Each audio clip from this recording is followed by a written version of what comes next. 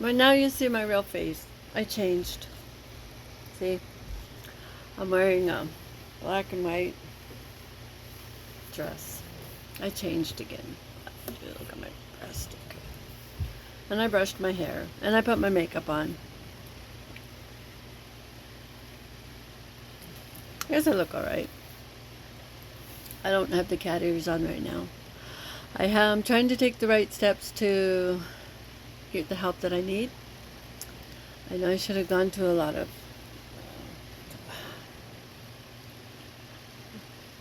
things like this really bring back a lot of things, all the way back to childhood. And I have been so isolated, I guess, in a way, all the way to childhood. Just very few people I allowed to really know me. I don't think I'm much different than anybody else. I'm not saying I'm unique. I don't think I'm unique. I think I'm just having a hard time. Excuse me. I want to get more comfortable. I want to go on a sabbatical, and I want to be able to travel some. I don't mean go on a vacation. I mean looking for answers and rediscovering what I need to do to keep myself healthy, and also looking for what interests me enough where I will begin to see happiness in my heart again. I love my grandchildren. I love my child, Robert. I don't want to disappoint them. I don't want to hurt them ever. I want them to be happy. I want to help, but I want to know that I fit in.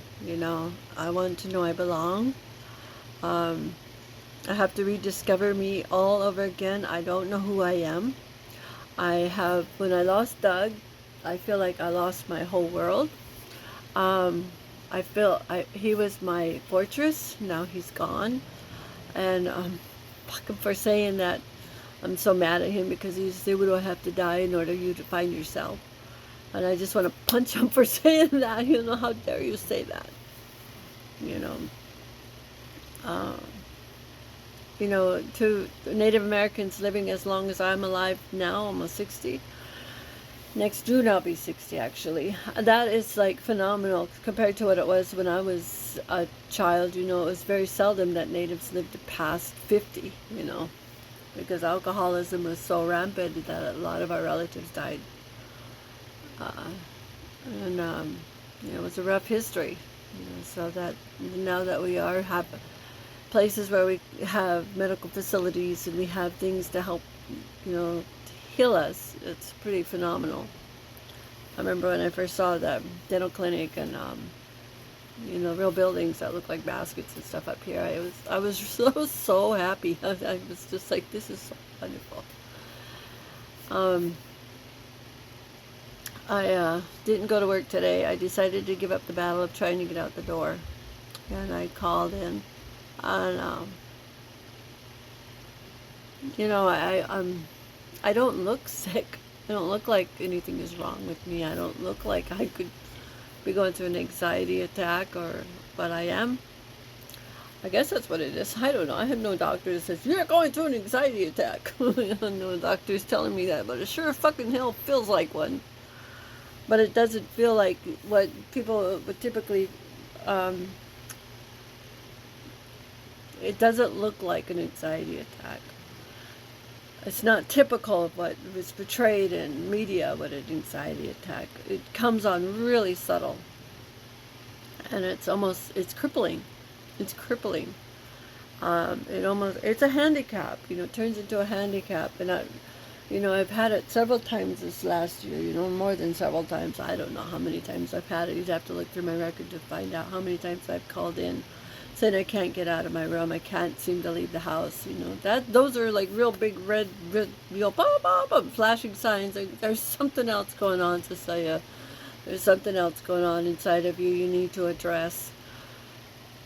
I have Kawachi, I have that. I may be going back down there again. I need to go down. I need to be able to have somebody that's actually available that I could talk to help me to give me some coping skills to get me past these roadblocks that are in my way now. And AA has become the same way. You know, I haven't been to AA because every time I've gone, tried to go toward the north end where Doug and I used to go, I would just get hit with such an overwhelming, too overwhelming sadness. So, and it's not because I don't love you people. It's not because I hate you. It's just that I'm in a position where I got too much pride to tell you I can't fucking get out the door. And I miss myself. You know, I miss being healthy. And suicidal. I don't think I get really per se suicidal, plan suicide out. You know, but I do imagine. This is what happens. It's like I go out the door. If I'm going outside and I look outside and I see my world and the world that I live in, and I think I get hit with this overwhelming feeling like, where do I belong? It's like I don't want to try to fit in anywhere. You know, I don't want to try anymore.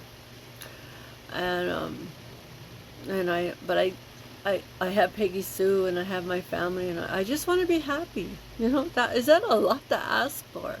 But it's my mind that keeps me from being happy. And people say, I don't like that rhetoric of we'll do it, forced it. You know, do this, you know, do that, you know. So unfeeling, so calculating, yeah. So, and I'm not knocking it, it does work, you know, when you have that ability to go in there and just go gung-ho and fix yourself. Oh, whoopee for you. And I haven't drank. I haven't wanted to. You know, drinking is that's a depressant. All I need is something to depress depression. So I think a lot of us people in AA, you know, people in AA would rather commit suicide than drink again. You know, they'd rather jump off a bridge than drink again. Because drinking is a nightmare. You know, it's the hell that we all know. We don't want that hell anymore. So, I don't know what the future is. I want to pretend to know it. And one day at a time for me is absolutely one day at a time. Because tomorrow, I could feel better. I gotta answer my boss's call.